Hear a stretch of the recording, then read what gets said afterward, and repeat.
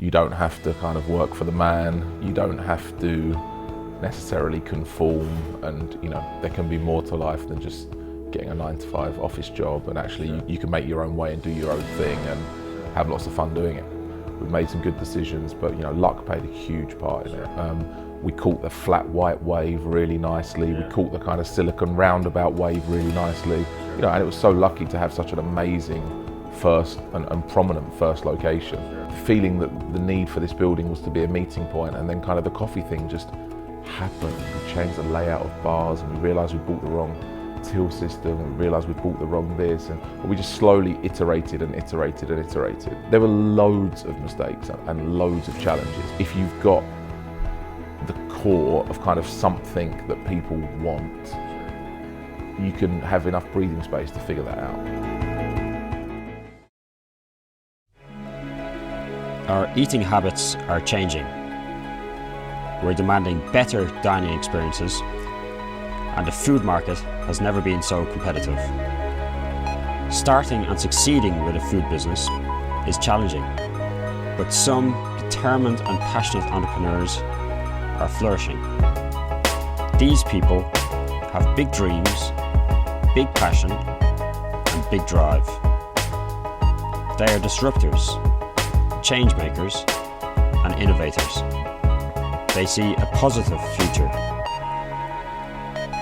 Many say that food business is too risky. Some say that it has huge rewards. Are you up for the challenge? We had David Abrahamovitch in today from Grind Coffee. David launched in 2011 after taking over his father's mobile phone shop just at Old Street Roundabout. He, at the time, was actually part of another tech business, and he got Grind up and running whilst he was still working full-time in the other business. He's since grown it to multiple locations. He's built an amazing brand, and really what I got out of the interview was that he focuses on the front-facing elements. So he focuses on building the brand, the culture within the team, the environment is super important, and obviously the food, the coffee, and the general product. The back-end elements such as systems and controls, they all came at a later date. And he's been super successful on crowdfunding. 3 times he's raised, done phenomenally well, and the business has just gone from strength to strength. So yeah, I really enjoyed speaking to David. He comes across as a true entrepreneur and some really great insights into starting and scaling a food-focused business. So I hope you enjoy it. So it'd be great to start just on your earlier years and growing up, like just to find out, like, were you always entrepreneurial, or where did that spirit come from, do you think? Sure. So growing up, went to school, came out of school, went into university. I don't think I did a huge amount at school, more than anyone else did. Did young entrepreneurs kind of association stuff at school, but I definitely saw that my dad was quite entrepreneurial, and he never really kind of fit the mold. He'd always done his own thing. So he'd started off doing market stalls selling fashion that he imported from Italy. Then he'd moved that into actual high street stores, still selling fashion, and then kind of overnight, pretty much in the early 80s, flipped that into selling mobile phones. And he'd always was doing a bit of property or something else on the side. So I think the entrepreneurial streak definitely comes from him. Sure. And what do you think you learned from him specifically? Like, was it a mindset thing, or was he actively teaching you specific skills in something, or? No, I don't think it was skills. I think it was just a mindset. I think Sure. it was you don't have to do what you're told. You don't have to kind of work for the man. You don't have to necessarily conform, and there can be more to life than just getting a 9-to-5 office job, and actually Sure. you can make your own way and do your own thing and Sure. have lots of fun doing it. Okay. And how were you as a student in school then? Were you kind of rebellious, or? No, not at all. No? I was Okay. I was quite geeky. I was quite a good student. Kind of middle of the road. Went to a very good school, and Okay. they kept you pretty on the straight and narrow at the school I went to. Okay, very good. I know you went to university after school then. Yep. And then you started your tech business relatively soon after.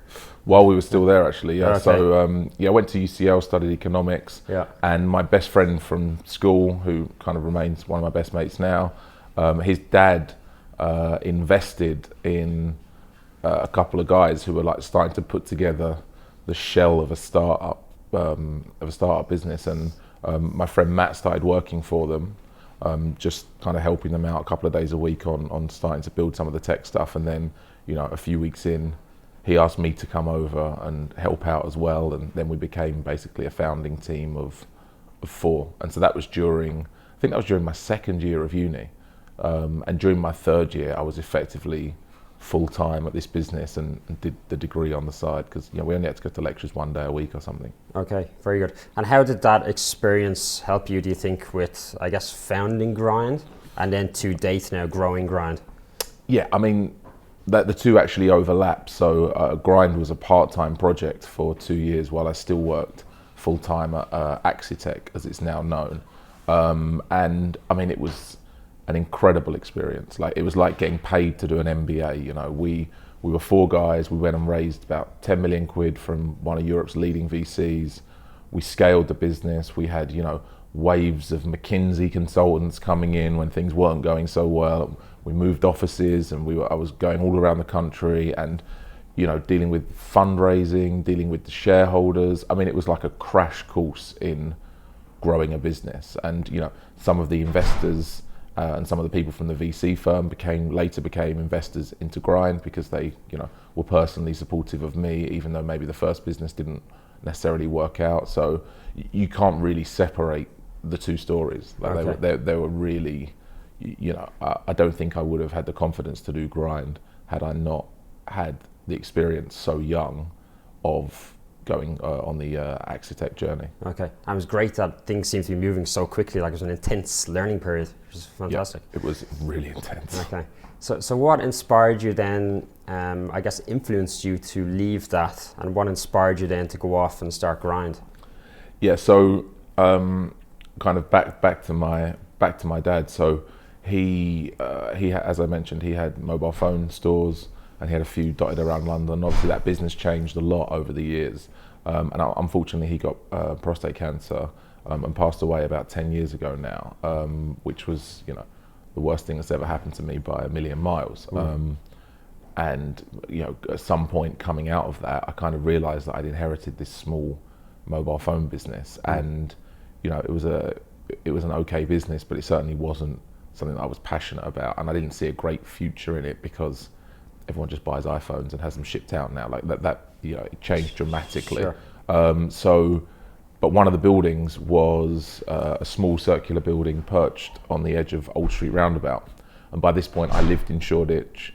I went out a lot in Shoreditch, and this is 2011, so the Olympics was just about to open in 2012. The Olympics isn't open. Yeah, we're about to have the Olympics in 2012, and you could feel like the gravitational pull of the Olympics bringing London east, and suddenly that was happening, and all the young people were in Shoreditch, and Old Street Roundabout had gone from kind of this no man's land junction somewhere near the city to tech city, Silicon Roundabout, and starting to become a real hub for East London.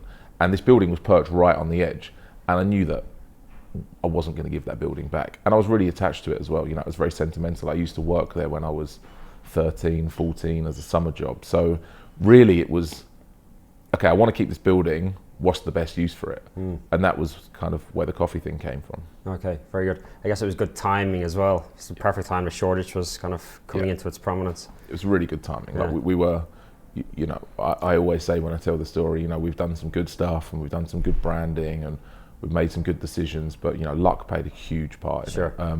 We caught the flat white wave really nicely. Yeah. We caught the kind of Silicon Roundabout wave really nicely. Sure. And it was so lucky to have such an amazing first and prominent first location. Sure. And without that, we probably wouldn't be sat here today. Okay.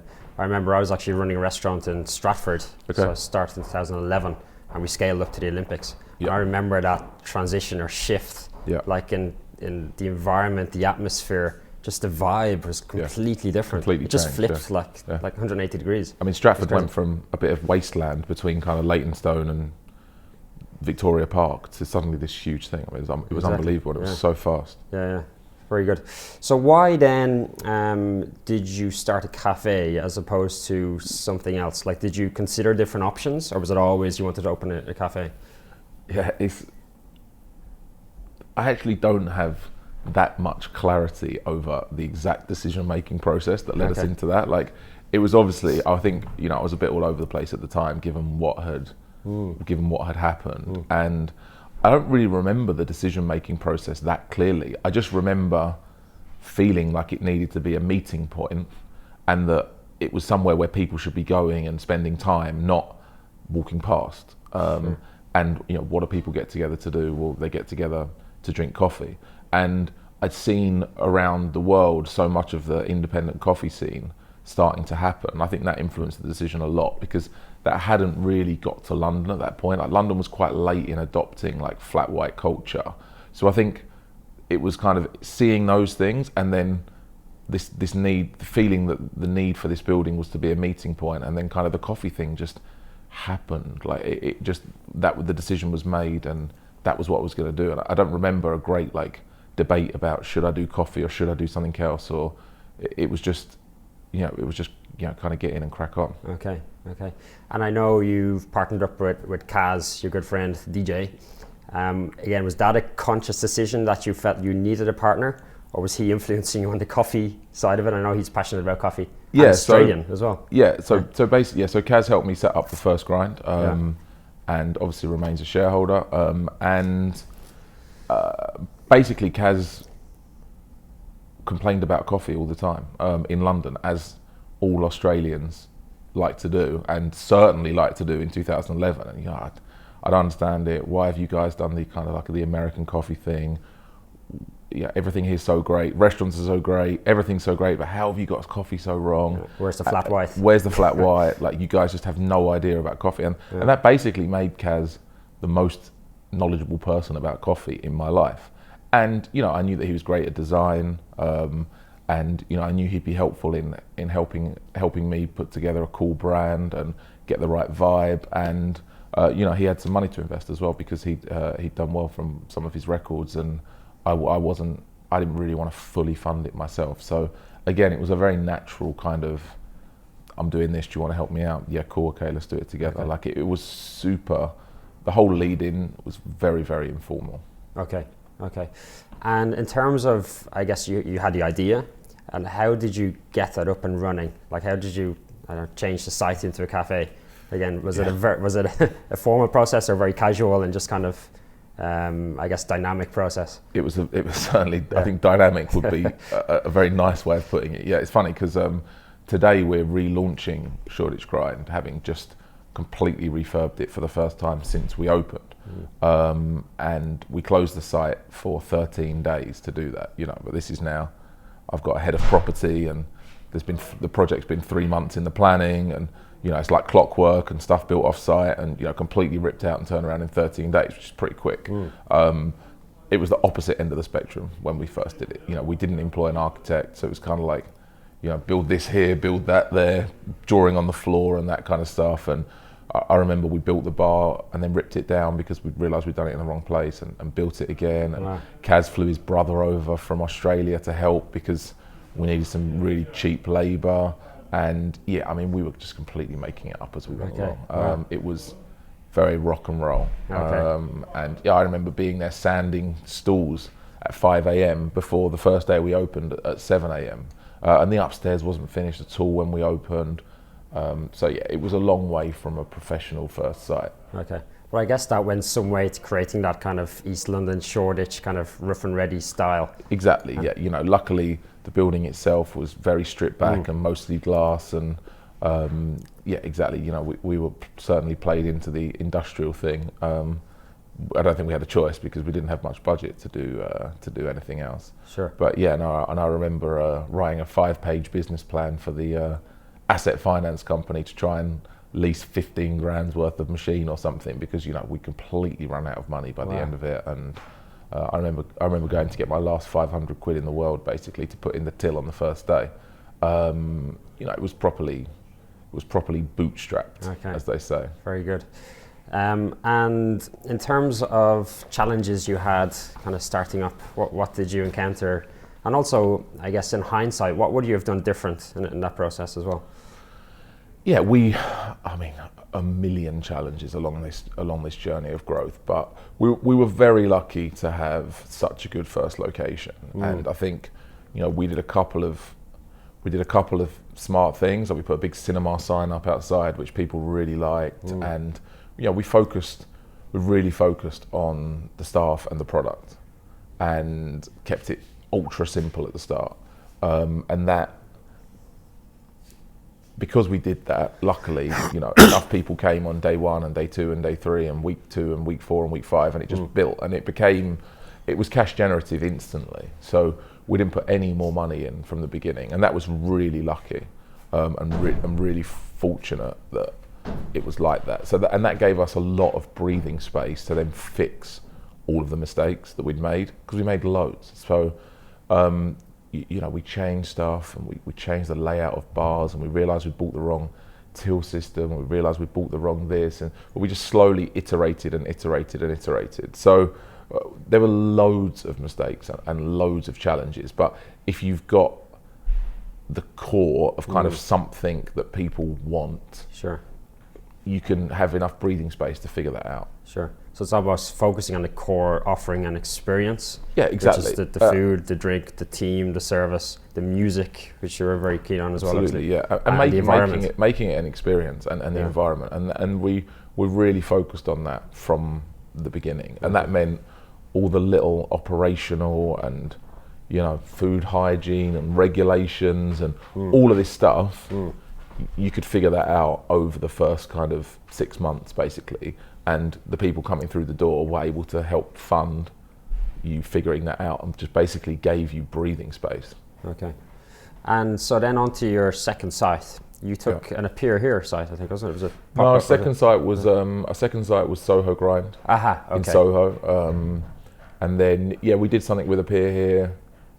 I think that might have been site 3 or site 4. We popped up in Piccadilly Circus Station for a little bit. Okay. No, but the second proper site was Soho Grind. Okay. And by the time we did that, Shoreditch Grind had been going for a couple of years. I'd left the tech business. I'd fully exited that and gone full time, taken our first external capital, and it took me about 9 months to find and choose and select and close our first external investment from a guy called John Ayton, who founded Links of London, and he's been heavily involved in All About Brown, which just sold to Chanel recently, and Paramount watches, and kind of luxury British brands like that, really.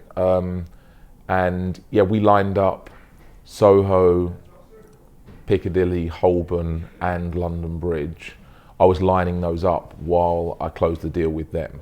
So I think kind of February 14, I closed the financing with him, officially went full time, opened a little central office in Soho, and then opened Soho, Holborn, and London Bridge in about 10 months in quite quick succession. So it was a proper little sprint, but we'd been leading into that for kind of 9 months while I closed the deal in parallel with John. Okay. And because you had that, I guess, quick pipeline of locations coming up, did you focus on, I guess, getting systems in place in the first site? Or any prep work at all for them, or you just went for it? I wish I'd focused more on systems. I spent the whole of 2017 and 18 basically focusing on nothing but systems once we were about 9 sites or something. Okay. No, look, I think we were still very much figuring it out. We definitely refined what we had in Shoreditch a lot, and I'd started to build in some tech, mobile ordering app, I think, and certainly strapping iPads to coffee machines so we could get rid of paper tickets, and reconfiguring the bar and getting better equipment. And obviously we'd added cocktails by then as well. So we were open in the evening selling cocktails. And so we'd had to modify the space in the bar to sell cocktails. So we'd refined the offer quite a lot. Yeah. And we'd worked on we'd worked on our delivery of that, but we hadn't yet done the kind of the systems and the margins and the labor management stuff that comes later. Okay. And then when we started opening more sites, we made the huge mistake of doing a different offer in every site. Not completely different. Obviously, the coffee menu is the same, but when we opened, we had a different cocktail list in every single site, and we kept going with that until about 7 sites or something. So the food menu would be different, and the cocktail offer would be different. And the logic behind that was, okay, we've got Shoreditch grind, Soho grind, London grind. Like, they're all supposed to be local. They're all designed individually. They're designed around the building. Their own as well, they're supposed to be their own kind of thing. And I took great inspiration from Soho House Group, who obviously do Shoreditch House, Soho House, White City House, and they have different offerings and different menus on different sites. And that was kind of the model that we thought we were going to follow.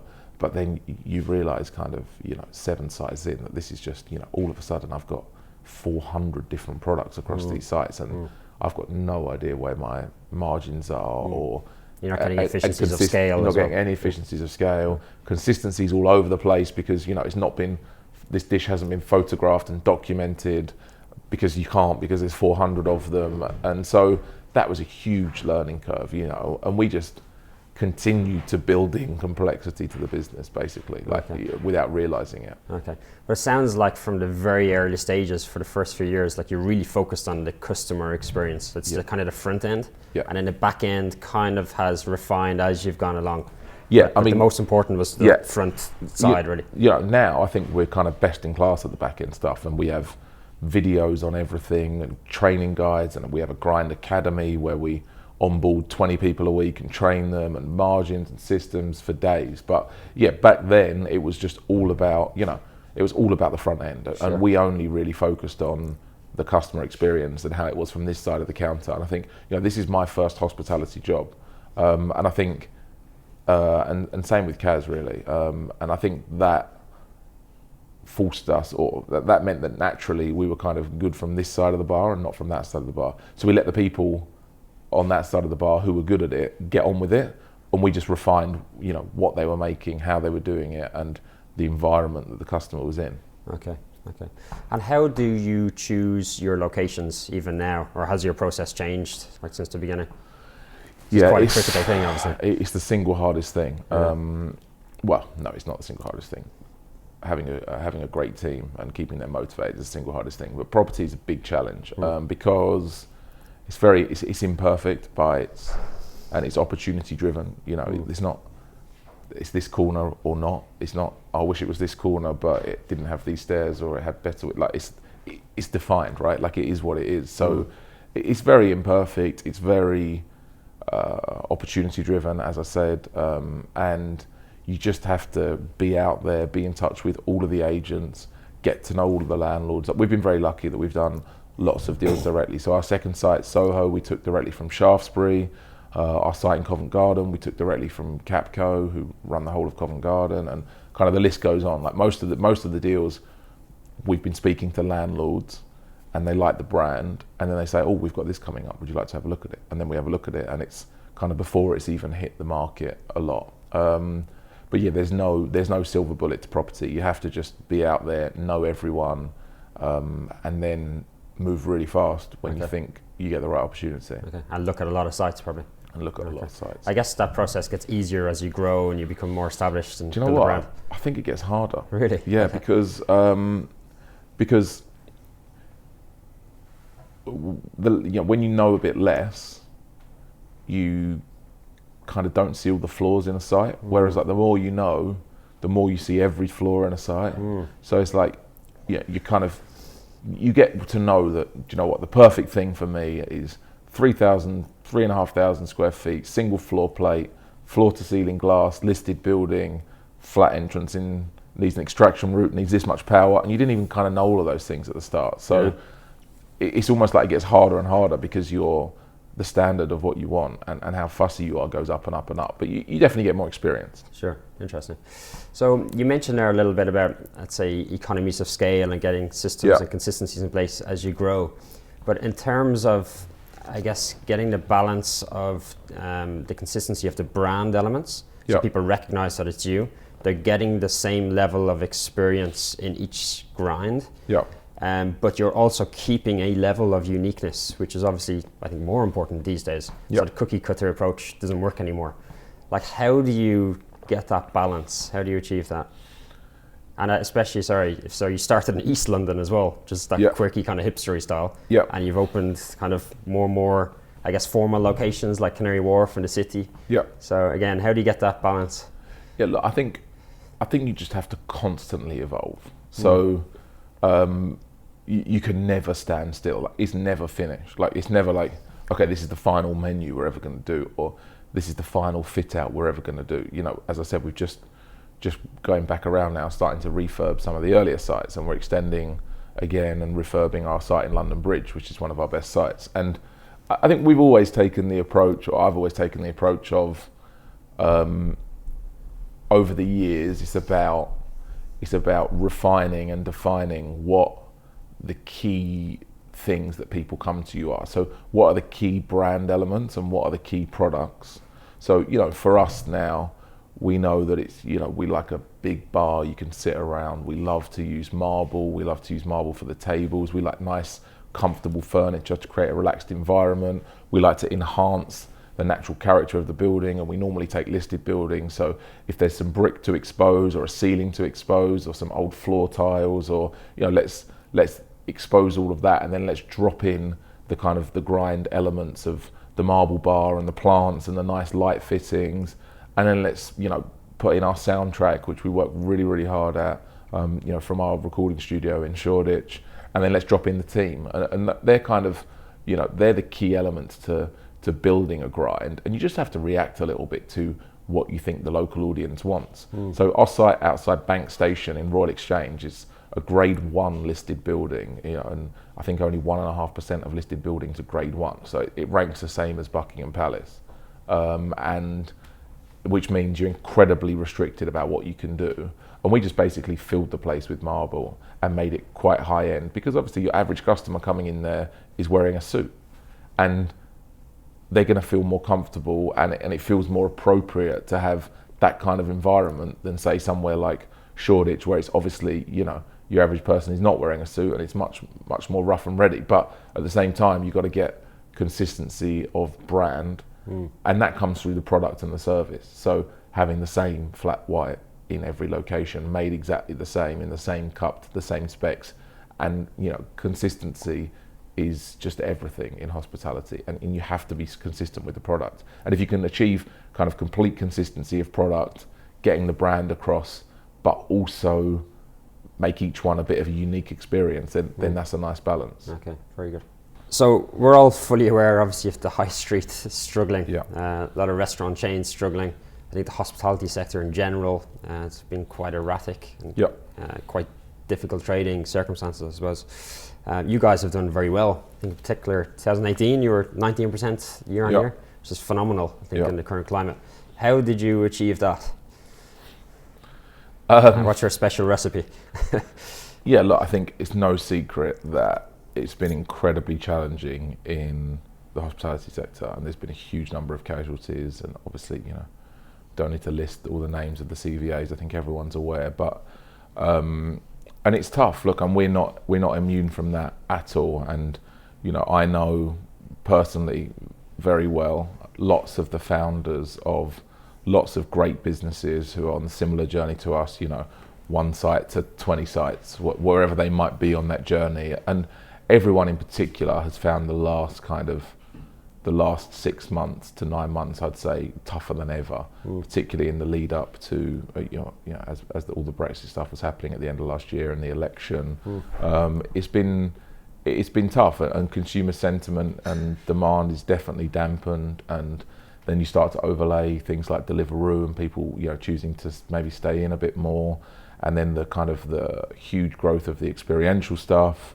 You know, and people playing golf and throwing darts and throwing axes and all that kind of stuff. You know, there's just pressure from every direction. We just focus really hard on making every single experience really good, and we hope that you know is the right thing to be focused on. And what you need to do is come to Grind every single day and hopefully come multiple times a day. And what's great with, because we are breakfast, lunch, dinner, weekend brunch, morning coffee, evening cocktails, our customers who like us tend to use us multiple times per week, if not multiple times per day. And if you go to Soho Grind in the morning and stand there, 9 out of 10 people don't even order. They just walk in and the baristas know who they are and they know what they want. And instead of spending time chatting about the order, they just chat about their day or how are you, what's going on today, and that kind of loyalty is amazing. And you just have to never take that for granted, basically, and just continue to work at it, make sure you remain best in class as a product, make sure the service is amazing, make sure the sites are all looking good, you've got to reinvest in the estate, and it's just a lot of simple but kind of hard work things. It's really hard. Our team's about 300 people now, so it's incredibly challenging to get 300 great people who are motivated and engaged, doing the correct thing according to the brand standards at all times in multiple locations, 7 days a week. So we have an amazing central team who support the teams in the sites at trying to achieve that, and the customers can tell. The customers can tell when the management is interested or is disengaged. It comes through across the whole business, and you just have to stay super on top of things. So again, it's focusing on the front end things, really. Again, it's the important elements. Yeah, and never taking the customer or their loyalty for granted. Sure. I think that's really important. Don't think you can just endlessly jack up prices or make portions smaller, or do things to kind of that the accountants like to do to businesses, basically. You can never take the customer for granted because there's so much choice. Sure. I was actually in Grind in Clerkenwell yesterday, and I probably outstayed my time there. I was there for 3 hours probably on a laptop. And the manager came over to me and gave me a free cappuccino. It was probably a wrong order or something. They weren't giving out free cappuccinos. Yeah, good. But it was such a nice gesture where they could have gave it to staff or the chef or whatever.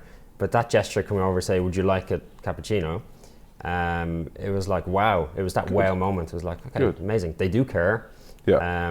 They're there to please and to make the customer happy. Yeah. It's such a nice thing. Oh, a little small thing as well. Yeah. No, yeah, we encourage the teams to do, we give them a weekly budget for kind of surprise and delight, which is, I think, what you're talking about, just creating little moments like that. And the teams love to do that. I think also similarly, if you were trying to do that in one of the other sides, you'd get kicked out. And, and we, when I say kicked out, but we encourage the teams to not be afraid to say, thanks so much, is there anything else? If not, I need the table for someone else. Because I think it's a two-way relationship with the customer. And I think you have to be really honest in both directions.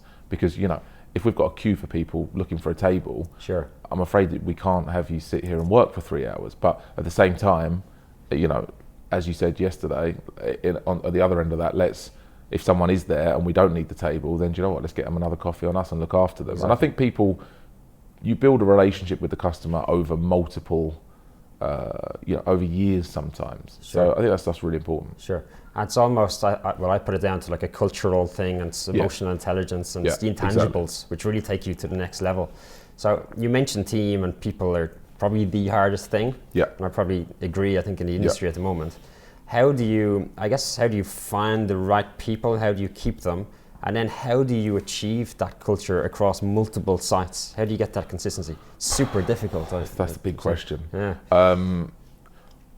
Look, the team is just absolutely everything. So we have Lucy, our people director, who's amazing, and her team of people who are kind of recruiting and onboarding and training. It starts from the moment of like, what kind of language do you use in the job advert and what questions do you ask? Because that's immediately starting to suggest the culture to the person that's applying. And then we kind of have a filtering process to try and, get the people that we think are right for the brand. So generally kind of younger, highly energetic, really interesting, really engaged people we look for who are really passionate. And then we haven't always done this, we haven't always had the resource to do this, but so now we'll do open days and 70, 80, 100 people might come along, which is amazing because they want to come and work for us, which is great. and then those who we select go into two solid days of induction. So that's 2 days of learning how to make coffee, learning how to make cocktails. I'll spend half an hour with them, and this happens every fortnight. And I'll tell them the story and tell them, why I get out of bed in the morning, and try and kind of get across that they're working for me and my team, not a boardroom full of people that they're never going to meet, and that we all really, really care, and what we expect from the teams and what we're going to give them in return in terms of, training and opportunity and progression and development. And then we get them into the sites, and we support them a lot, and we check in with them and have coffee chats with them, and the managers take over then, and we're having coffee chats every couple of weeks, and we'll put people on development programs to try and let them grow within the business. And again, it's just a lot of energy and working really hard at managing and supporting our people to do what they can, and then building systems so that they can spend as much as possible of their time with customers, smiling and having fun, and not kind of sat in the office at the back filling out paperwork. Sure. And I guess, from my experience as well, the culture is really instilled from the top down.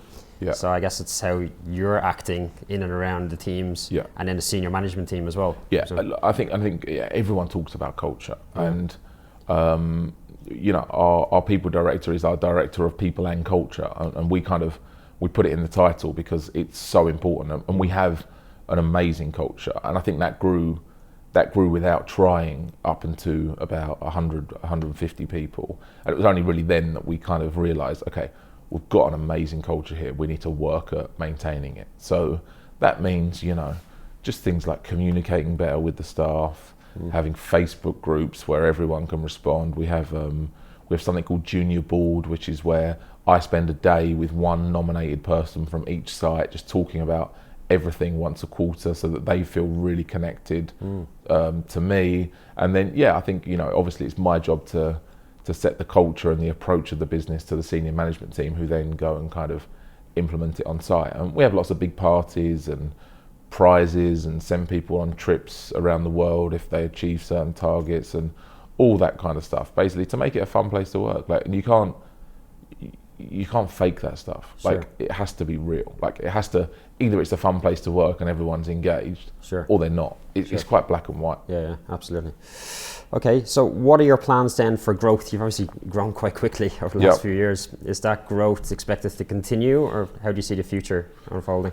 Yeah, so we've got a few sites this year. So we're extending London Bridge, our best site at the moment. We're going to be opening in South Bank shortly. We'll be opening in Canary Wharf later this year. We've got our first couple of franchise travel locations opening with our franchise partners. So they're in kind of key mainline rail stations, and then hopefully in the next year or so, some airport stuff. So there's plenty of growth going on. I mean, we're not going for 100 sites. We're not going for just a modest pace of, a few sites a year, getting the sites right, continuing to invest in the current estate. And I think, again, it's very easy the danger that people get into when they're in rollout mode and they're trying to do 10 sites a year is they forget about the original sites. And the original sites, or the last wave of sites, are the one that's making the money to help fuel this expansion. And then so it's really important that we continue to invest in the existing estate. And then we've got our retail range. So about just over a year ago now, we launched our pink coffee tins, and they are kind of the new version of the Illy coffee tin, as I see it. And you can get compostable Nespresso pods or bean or ground coffee in those, and you can buy them in our stores, on our website, places like Amazon, Ocado, in Selfridges, Harvey Nichols, Sainsbury's at the moment, a few places like that. So that's the whole kind of direct-to-consumer arm, and then there's a subscription element to that as well, where we encourage our customers to subscribe, and we'll ship them letterbox-friendly refills so they can keep their tin rather than throwing it away, and it kind of stops the waste. So really excited about that part of the business as well, and we're investing quite heavily into that part with a large new coffee roasting facility in Elephant and Castle that we opened about 9 months ago, that we're scaling up there to keep up with the demand. So there's plenty going on, plenty going on. Sounds like it. Yeah. So you mentioned a franchise there. So obviously the franchise partner, I guess, supports and operates in the transport hubs, which makes it an easier way to scale up in those areas. Was it just that fact that drove that decision, or is it to accelerate scale? And would you consider franchising kind of in non-transport hubs?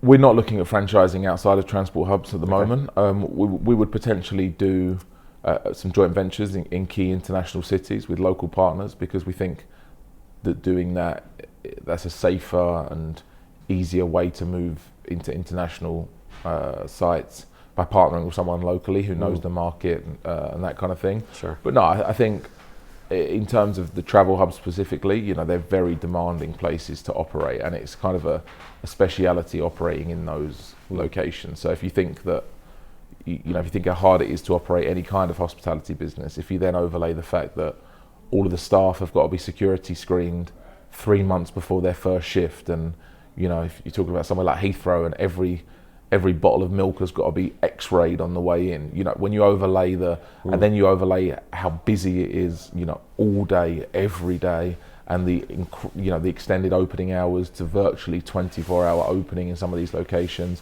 it's a real specialty operating in those kind of environments. So I think it makes sense to partner with someone who has a central kitchen at that airport or train station already supporting 5 different things there, and they've got a central management team overseeing all of the sites. So it's very much we think it makes sense to partner with someone for travel. Okay, makes sense. Okay, it'd be great to talk about the current market and in particular competitors you have in the space. Yeah. And obviously there's more and more similar style coming into the market. I think there's 24,000 coffee shops in the UK. It's a huge amount. So how do you stay ahead of those? You mentioned you kind of continue to refine what you're doing and adapt to the consumer, but the consumer is also changing as well. Like going to food halls as an example, like you said, deliveries to the home. Yeah. Like how are you staying ahead of the trends, or staying up with the trends even, and competing? Yeah. I mean, we are, we've evolved to be effectively an alcohol-led business. So, our biggest source of revenue is alcohol now, and that's because an espresso martini is £9 and a flat white is £3, right? So on a revenue basis, even if not on a volume basis, we are alcohol-led. So I think our evolution has been from being an A1 focused grab-and-go coffee operator to an A3, A4, much larger format, all day, all night, and opening up all of those different day parts has been the key to our success to this point. And certainly, doing the grab and go A1 thing is incredibly difficult in London now. Just with the margins and property prices and those kind of stuff, just very, very economically challenging. In terms of staying ahead, or staying relevant, I guess, we're lucky that, well, I say we're lucky, we're fortunate that the key product lines that we sell are obviously coffee, and people are just drinking more and more and more coffee, and their demand for high quality coffee and their acceptance of poor quality coffee is continuing to evolve in our favour. A lot of cocktails, a hell of a lot of cocktails, and again, people love cocktails. People are drinking more cocktails than ever, and we refresh our cocktail list and work really, really hard at it. On a quarterly basis, and so that allows us to innovate in the cocktail, in the bar part of the business, and then because we're not kind of grind burger or grind pizza, we have flexibility in the food menu to evolve that and respond to trends. So look, we're always gonna, I'm sure our best-selling breakfast dish will be smashed avocado and poached eggs for many years to come, but you can play with the rest of the menu. And so, like the whole rest of the world, we've been introducing more and more vegan stuff recently, and we have flexibility that we're not completely tied to pizza or tacos or whatever it might be. So we can adapt and evolve and respond to trends within the context of grind. Okay, makes sense. And you mentioned, well, obviously making the most of each day part throughout the day, which you've obviously done very successfully, but you've also extended into different revenue streams. For example, the online subscription, the Nespresso capsules, for example. How important are those revenue streams to the business? Look, I think if you can find, in any business, if you can find opportunities to, leverage the brand in other ways into different areas, then why wouldn't you? As long as it's not too distracting and it's not too much of an investment. And look, there's lots of things we could have done. There's lots of directions we could have gone in, but the things that we've done, we feel support our overall kind of brand values and mission as a brand. So to me, it makes much more sense for us to be coming into your home and you enjoying, as a consumer, grind coffee at home at the weekend and coming to us for coffee 5 days a week during the week than it does that I would start supplying wholesale coffee to lots of other cafes. So we could have taken a wholesale route, and lots of kind of coffee roasters do. But we want to focus much more on having a direct relationship with the customer and building a brand that, hopefully one day someone might want to, help us scale it up to the next level. And I think you get that value and you create value for your shareholders by building a brand and making sure that everything you do, if you do go into new areas, it's all supporting the kind of the central theme of the business and not just something that feels completely random and disconnected. I think that can be the challenge with trying to find new revenue streams. Sure, makes sense. And I guess because you've done so well in building that brand, you've built a big following, online, and big awareness and exposure for the brand. Yeah. That obviously helped with your crowdfunding campaigns. Yeah. Super successful. Yeah. So you've done 3 now, I think. Yep. Yeah. All amazingly successful. Yeah, really good. So how did you go about doing that? And I mean, in terms of building the awareness that the campaign was coming on stream, and then achieving your target in a day in one of them, which is phenomenal. How did you achieve that?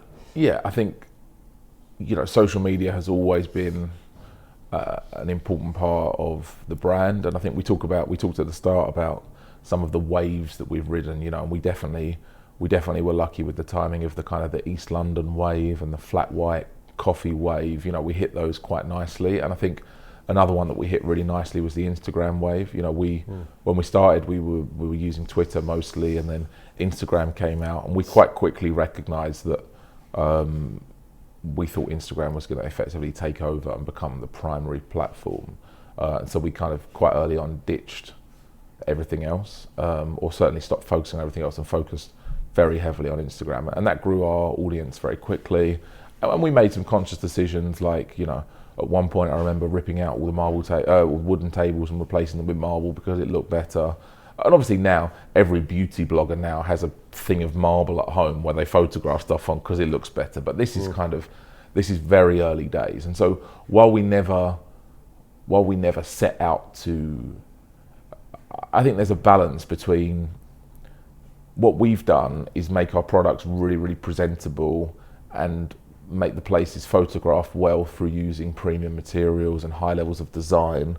But we always, I never want to stray into the kind of the novelty stuff where you're building flower walls for Instagram. That's just not me, and that's not our brand. But having something that is visually really strong and really striking and photographs well is definitely important. And I think it was those kind of decisions that led us to build the brand, and really it was the brand that enabled the crowdfunding. People invested in it because they loved the brand, and the biggest kick I ever get is when I mentioned to someone asked me what I do, and I say I've got Grind, and they're like, oh my god, I love Grind, brand is so amazing, I go to this one, and that brand piece is everything to me, and it's always been my focus to build a brand that people love, because I think that's incredibly powerful. And really it was the brand that people invested in because they believed in what we were doing, and that was what enabled the success of the crowdfunding raises. Okay. What would you have done different, if anything, for the crowdfunding? Or what did you learn from the whole process? I think there are lots of things I would do differently through the journey of the business as a whole. I think we've been really lucky with the crowdfunding. I don't think I'd change anything. I mean, I think we did a 1.3 million pound bond back in 2015 when Crowdcube was still doing debt, and we repaid that early last year, which was great. So it's great to have paid everyone their 8% and then paid them back in full, because that hasn't happened across the board. You know, lots of people unfortunately have not been paid back. So I was really pleased to pay that back. And then we did a 2.1 million raise in 2017 in a couple of days, as you mentioned, went very, very fast. And then 3.4 million at the kind of the beginning of last year, which again went in a couple of weeks. And I think from a hospitality perspective, I think we're one of the, if not the, largest recipient of crowdfunding in the UK. And it's been a really important part of our story. And we've got now 3,000 investors or so who are, aligned with me for our success. Exactly. Yeah. And they love bringing their friends, and they love to tell their friends that they've invested, and they support the brand and throw their Christmas parties with us and all that kind of stuff. And, and it helps create a movement. Okay. You mentioned, I guess having the instinct that you thought Instagram was going to be the main social media platform. Was that something you felt like personally, or like how did you know that was going to happen? Was it a visual thing, or you just saw it kind of growing and growing? I think we talked a lot about people, and our creative director Ted has been with us since almost the beginning now. Young Central St Martin's art student graduate, and he and I have made most of the design and brand decisions together for a long time now, and he was utterly convinced that Instagram was the future, and I was very sure as well. And if we both think it, that kind of makes you feel better about it than if I disagree with him or he disagrees with me, then you might question it a bit more. But sure. It became very clear to both of us quite early on. I think that was just gut feel, to be honest. That was just gut feel with how the platform worked and the direction it seemed to be going in. And it just seemed better at communicating. Hospitality is very visual, right? Like it's hard to communicate a flat white through words on Twitter, but like when you see it and it's in a red cup with amazing latte art on marble in nice light in a nice backdrop, it's like, okay, well, I understand this brand. Same with a plate of food or a sharing plate in the evening or a cocktail. Like these things are easier to communicate visually. And I think that's why it's been so important for hospitality. Okay, makes sense. So how has your role changed personally? Obviously, you said at the very beginning you were in there building yourself practically. Yeah. To now you've got multiple sites scaling up, big team around you, including a senior management team. Yeah. Was that a hard transition, like throughout that period? Oh, it was wonderful. Was it? Okay. I mean, at the start, you're everything and everyone. You're the finance director and the people director and the ops director and the brand team, and you're not even just the director. You're the whole teams as well. So, and that's really it's tough to do everything. But you do have to do everything, and you're the person on the end of the phone that gets the phone call when something stops working or when the toilet's broken, or literally everything. And I did that for a couple of years in parallel with a full-time job at the last business, which was effectively a full-time job. So that was tough. And no, it's great when you get the resources to start employing people who are much better at these individual things than you.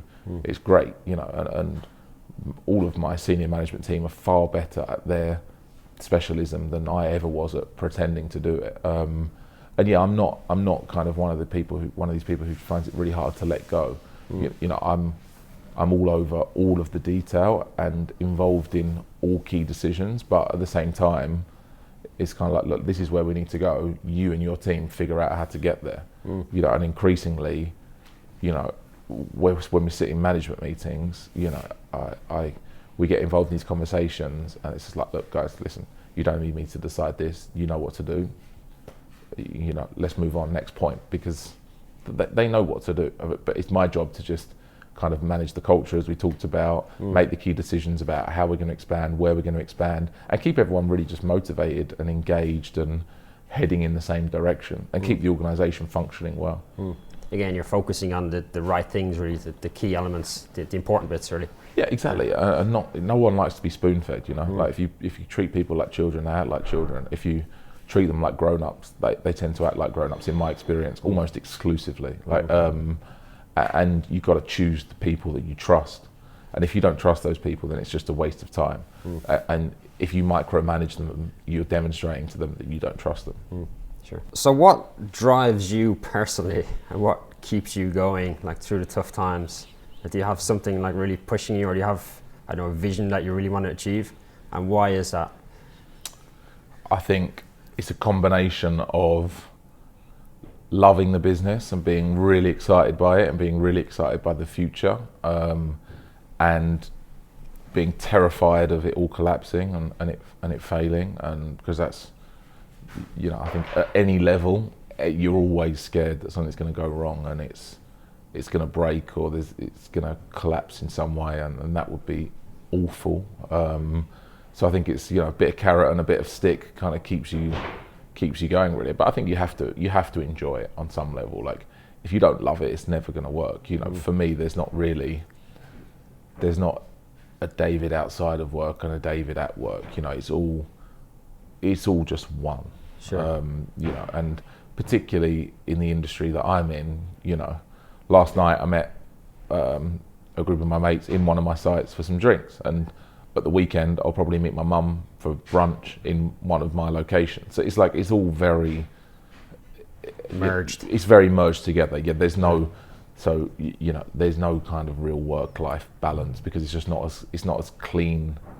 It's not as clean, as simple as that, and that's a great thing. And also, it can be a challenge. But I think if you don't, in a business like hospitality, if you don't love it, it's doomed, because you have to be there all the time and you have to be all over all things. And if you stop caring, the whole organisation will stop caring. Okay. And how do you switch off then? Like, do you take weekends off, and how do you or do you take the business out of your mind at all? Is it just constant? Not really. It's constant. Yeah, it's okay. just constant. But that sounds like, you know, that can make it sound like all I ever do is work and all I ever think about is work. That's not the case. You know, and the best switching off to me is to fly far, far away and getting a very different time zone and put 12 hours between me and the business. Basically, that's the best way to switch off. But, you know, it's kind of like, it sounds a bit cheesy, but it's a bit like having a kid. Like, I think, you know, my friends that have got kids tell me there's life before and there's life after, and it's just never the same again. And even if you're not with them, you don't forget about them, but also you don't necessarily want to forget about them. Like, I'm not looking for escape from the business. If anything, sometimes when I'm away, I'm excited to get back and get cracking again. So it's just it's hard to express, but it's just a completely different thing. Like, the business is always on my mind in some way or some form. And you know, we trade 20 hours a day, 7 days a week in lots of our locations. So, or in some of our locations anyway. We certainly trade 7 days a week in most of them. So it kind of never really sleeps, and it's never off, and I'm never fully off from it. But that's fine. Like, that doesn't mean there's not other great things in my life, and I'm quite happy with that, to be honest. It's not something like, I don't need to escape from it. Sure. I like the kid analogy. It's quite cool. It's a nice way of putting it. And I guess the baby cries during the night as well. So exactly. It never switches off. It just, and it's there, right? Like, there's no, you might go away and leave the baby at home for a few weeks, but you don't forget about it, and you got to make sure it's safe. Exactly. Yeah. You got to make sure someone's looking after it, and you probably want to call home a lot or look on the camera or whatever it is and check in. And it's the same as that. It really is, like, especially when you've grown it yourself from literally nothing. Very good. So what's one thing you know now that you wish you had known when you were starting, or when you had that initial idea? Oh my God. One thing. Like, one thing that would have really, I don't know, allowed you to scale quicker or not encounter a big challenge? I think I would have. I think if I could rewrite our history, I think I would be maybe a little more cautious on the speed at which we tried to grow in some of the phases. You know, doing 4 or 5 locations in a year with a really small team was really tough, and it nearly broke us. And I think maybe don't be in such a hurry, and kind of moderate the speed a little bit, but at the same time, you got to go for it. Got to go for it, and the opportunities were there, and I don't regret any of the opportunities. I'm glad we did what we did. So, I think, you know, a similar question to kind of what's the one thing would you change would be, what's the one bit of advice that you might give to someone else who was doing this? A common kind of a common question, and I always give the same answer to that, which is just get on with it. Like, I think, you know, it's never been cheaper or easier or faster to start a business, and there's never been more opportunity. And you can start a business with an Instagram page, right? And so many people spend so long talking and thinking and planning and telling their friends and family about this business that they're going to start, this thing they're going to do. And I know people that have been doing that chat for years, like literally years, talking about it. And like, at some point, you've got to go left or right at the fork. And left is I'm doing it, and right is I'm not. And you've just got to get on or off the fence and crack on. And so, though, you know, coming back to the question, though I regret, not regret, but though, you know, if I could rewrite history, I might moderate the pace a little bit at the start. At the same time, I'm glad that we all had the courage of our kind of convictions to say, okay, we're going to roll out and we're going to go for it. So you can't have both, right? Okay, very good, very good. Well, it's been a pleasure speaking to you, David. Thanks very much. Oh, pleasure. Thank you. You've done incredibly well, and best of luck going forward. Thank you very much. Thanks very much. Come to Grind, buy a coffee. Absolutely. Or a cocktail. Nice one. Cheers.